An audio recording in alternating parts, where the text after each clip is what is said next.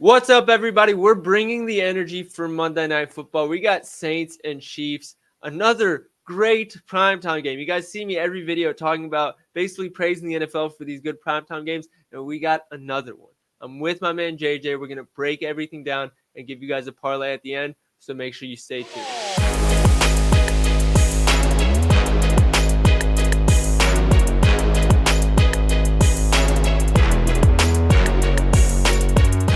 Welcome back in, everybody. JJ, how we doing, man?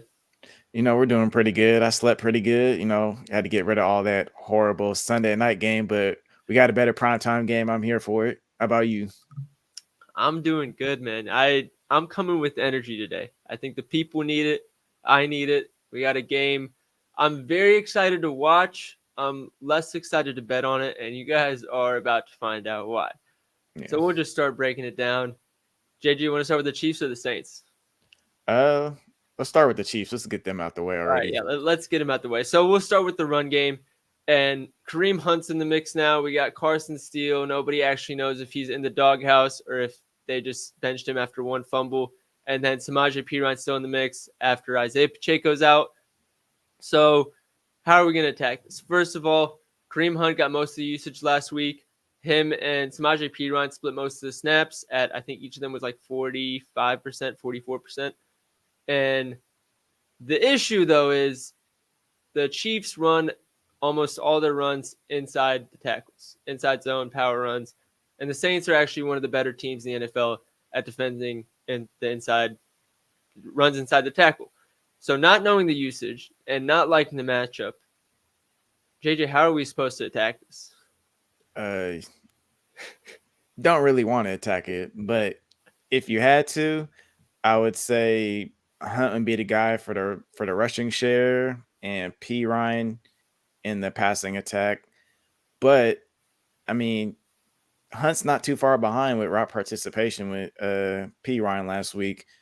I think P Ryan had about 40%, and then Hunt was at like 32%. So I mean, Hunt overall is probably gonna be the main guy, but with the uncertainty of this backfield, like they're both running about 43 snaps apiece. It's not nothing crazy. It's just something I want to avoid. There's no like real edge. Yeah, I do like Samaje Perine in the receiving game because the Saints are one of the highest check down teams, their defense in the NFL. However, if you isolate games where it's like a neutral game script and not a blowout, because they've been in a few of them, they're still below average at defending checkdowns, but they're not nearly as bad as when you zoom out and look at the big picture. So for that reason, I'm not playing it personally, but that would be my favorite target for this running back group. However, in the passing game, if you thought it was going to get more clear, it doesn't because it's still a mess. The Saints don't defend the outside as well, but they defend the deep ball well. So you'd expect a slants coming from the outside, but that's not exactly the Chiefs' name of the game for those receivers, especially now that Rashee Rice is out. The Saints are normally really bad against tight ends. So, you think let's take Travis Kelce. But then the issue is they allow one of the lowest targets to the first read in the NFL, and Travis Kelce is going to be the first read. So it all becomes a huge mess. Yeah, Saints like to press. So, I mean, I don't really see any of these guys being like true man beaters, and like Travis Kelce is their best option there. I think he leads the team in yards right now versus man. And I think yards per route run I think it's like over 3 at the moment, if I'm not mistaken. So I mean, if you had to pick, probably Travis Kelce. But what is his line at currently? It's probably like a 6.5 reception line or 5.5. So Travis Kelce's receiving lines are at 5.5 minus 114 each side on FanDuel. That's a pretty favorable line for Kelce considering Rashee Rice is out.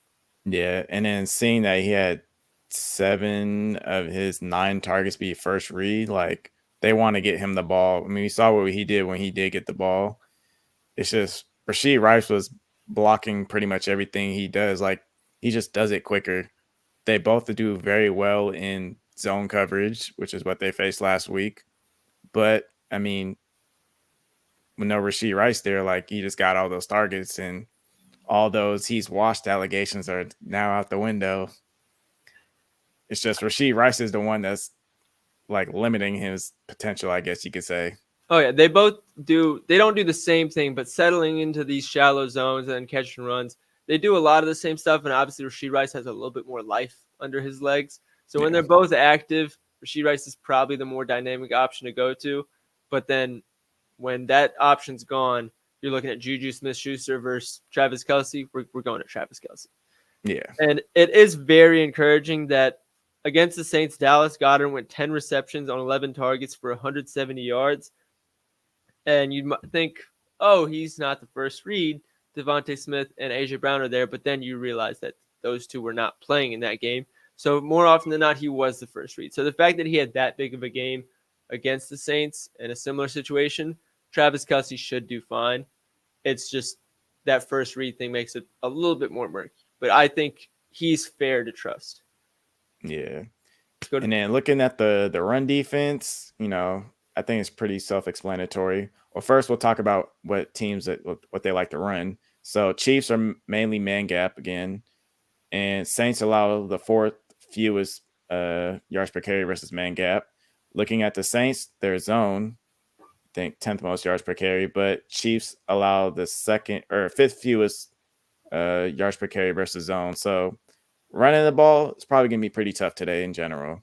It's something Yep, I want to avoid. So I would rather attack the passing. 100%. And on the passing side for the Saints, it's a little bit more clear because although McDuffie doesn't shadow receivers to the extent that like Christian Gonzalez has done this season, he does it some. And what makes it really nice there is if he's on Olave, then Rashid Shaheed has arguably been as productive, if not more, than Olave. So if he's the wide receiver too and he gets to avoid the McDuffie matchup when it comes to shadowing, that's really good for him, especially because he has the highest ADOT on the team. And the Chiefs are one of the worst teams in the NFL against the deep ball. So out of that receiving group, he's probably in the best spot. Kamara's not in the best spot because Chiefs don't allow a lot of checkdowns, but the coverages are normal. The coverage that the Chiefs normally run are supposedly favorable to him based on his target share. So with the contradicting stuff with Kamara, I don't really want to play it. And then if we're debating between Olave and Shaheed in the same outside receiver matchup, I'd rather take the one that's not going to be getting the McDuffie matchup. I completely agree. Love it. He's been very good against press. So, I mean, I feel like that's got to be the guy you got to go to here. Oh, yeah. And if anybody wants a sneaky prop that I have not yet posted, Juwan Johnson, let me see what his receiving yards prop is at. Does he even have one? Yes.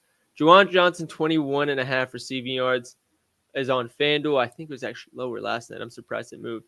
But the Chiefs have not been good against tight ends. 2 weeks ago, they said they wanted to use him more. Now Taysom Hill is out. His route share is actually going up a lot in comparison to Foster Moreau, who's the other tight end in the mix. So if we want to target a tight end against a good tight end matchup, Juwan Johnson is in a sneaky good spot. I'm not playing him personally. I want to be completely transparent about that. But if you want an extra prop, Juwan Johnson receiving yards is one I recommend. Parlay time? Parlay time. All right.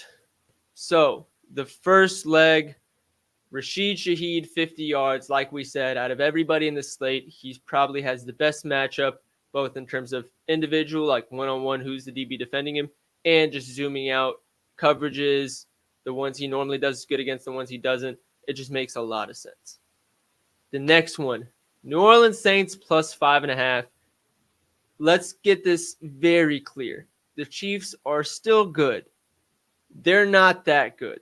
They've been probably the most average we've seen them during this dynasty run, especially since Rashid Rice went out, and they've been scraping through these games. It's only a matter of time before they stop getting lucky. I can't remember what the score was in the last game, but I think I saw a stat recently. They had the most consecutive games won by one possession or less. The Saints are a good team.